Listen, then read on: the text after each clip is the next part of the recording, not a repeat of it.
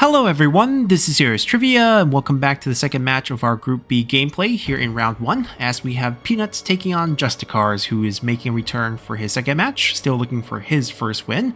And taking a look at their composition, we have Peanuts on the green side with Yuan Shao, Sun Jian, and Huang Fusong, and all sorts of different unit. We have a sighting of Yellow Dragon, we have some Imperial Lancer Cavalry, Northern Z Infantry, 2 crossbow, 3 Lancer Militia on Sun Jian, which is a little odd, and then we also have 2 Defender of Empire. So the Sun Jian pick is an interesting one. I see Sun Jian as a mini version of Xu Huang, which is a very popular pick.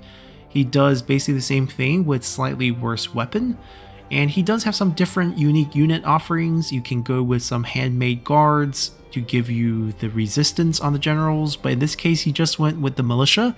I think part of that has to do with the spending, a lot of money spent on those Imperial Lancer Cavalry, on the Yellow Dragon, and we'll see how they perform. Definitely a very high quality army in terms of unit, and the generals are very useful.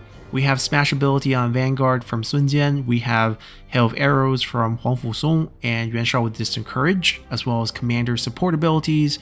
And then looking at Jedicars, we can see clearly he really likes Kong Rong. We have 6 units of Fury of Beihai instead of just 3 last time, and those were rank 10, now these are rank 7.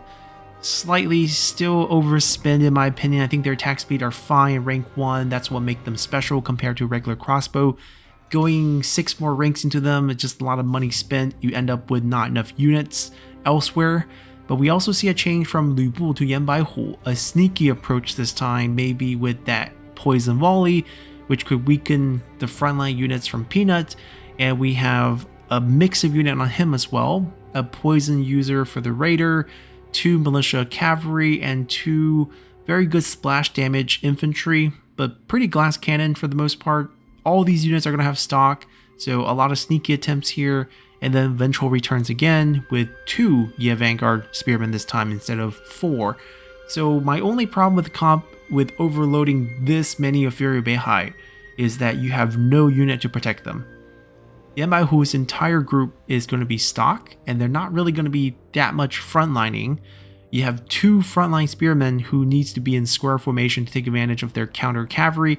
If they just flank across, it's hard to keep 6 crossbowmen protected, and we'll see what happens here, because most likely those stock units are going to be spread out and kind of sneaking behind, try to kill those crossbowmen, and the 6 of Furies might just be super vulnerable is how I feel about this matchup. But let's see the deployment. And as we hop into battle here, we have Jedicars deploying behind once again. I think the reason here is because of the forest. He doesn't want obscuring visions or protection from the forest for his crossbow unit, and you can kind of see a setup here. Although it's kind of interesting, 2 frontline units, 6 stacked together, 2 hidden units on the side, and also 1 hidden unit here. Wonder if he's going to go with poison arrows on these White Tiger Raiders. Yan Bai Hu off to the side to sneak around, maybe to splash some damage into this setup. Obviously everything's flipped, but even with this sort of frontlining, I believe with the quality of Imperial Lancer Cavalry, they can push through this and get to those Fury Beihai and absolutely shred those. But probably be wiser to kind of flank around. And let's see how it plays out. And how do you stop a hail of arrows from hitting these Fury Beihai, as they are very tightly packed so that they get the protection? We get the units flipped over. Obviously no one in their sane mind is going to run anything close to these guys in terms of units, because they just absolutely get shredded. Poison volley coming through might get scouted out. You see 2 generals and you don't see a third. Most likely it's Yan Bai Hu and they're looking for him, kind of the, you know, perpendicular to the front line. They found him. They found him, as you can see. I don't think he will get a good poison volley off. 1, 2, 3 units, not bad. Oh, only 1 volley. That damage. Could be 4. The cavalry's not helping him at this point for no reason. Getting chased down. General respawns. Trying to use the bow a little bit again. Not going to do too much there. They're getting spotted too. As you can see all the command going towards them. The crossbow will help. Oh, going after Yellow Dragons. Not a good target. 85% range block chance. These cavalry are a good target. Cavalry exchange. Friendly fire on this side. 2v1 over here. Imperial moving in. Looking for a second poison volley, hopefully across the line. Ventral is weirdly placed. Ooh, gonna try to charge Ventral here with those Imperials. So into the breach, or Imperious charge, like different ability, but very similar effect. You basically give more melee charge bonus, 250. It's a lot of extra damage. And they're looking to shred the general, but it didn't really land on the general. That didn't really work. Wonder if the crossbow can punish here and try to kill off some of these, because the armor doesn't really matter. Ooh, he's just trying to go for it. Can he get this charge in? I don't see any poise. Oh, they did get shot. Okay, a couple of them did get shot. Absolutely get shredded. Does not get to touch the crossbow. This suppressive fire, I don't know if it's going to work for that long, because you can't focus that many different units. They did kill all the Imperial. They're going to land. Poison volley spread across. Surprisingly holding. Cornwall should be joining the fight. There is Stifling Deluge. You can take away a lot of enemy abilities. No one's dismounting. Pretty fair fight across the board. Ventral's trying to hold off some infantry. Hail of Arrow return fire into nothing, really? But they finally made it. They finally reach the Furies, and the Furies are going to get shut down, even though they did a lot of damage. Crossbow return fire over here. Nearby who looks like he's going down. Do we have any dismounting here? Or is it just the Yellow Dragons joining in the fight? No dismounting. Just Yellow Dragons. Or actually, Defender of Empire. They had shields. I thought they were Yellow Dragons. Where are the Yellow Dragons? Did they not make it as well? Looks like the Furies shredded a lot of things. One little group made it through, the cavalry getting behind. There's still a lot of them left. Defenders are not internal. They're getting damaged here. We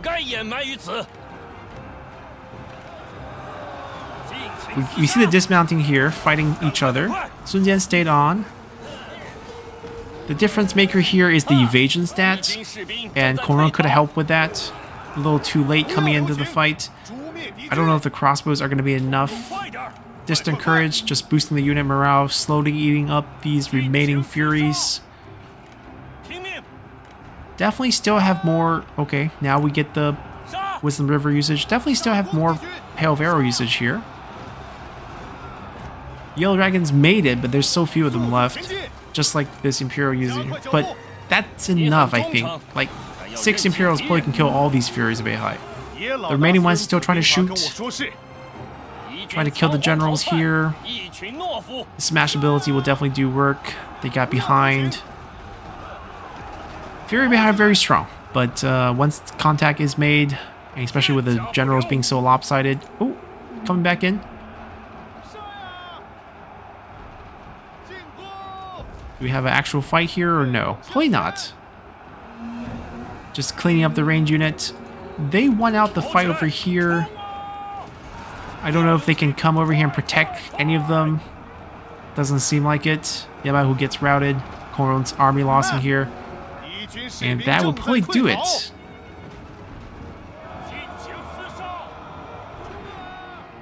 Looks like the last bit of unit here routing. Very interesting. Overloading on these very Beihai. As you can see, they are absolutely deadly. Shredded so many units on the way. These cavalries really just didn't get to make impact, but there were others coming in.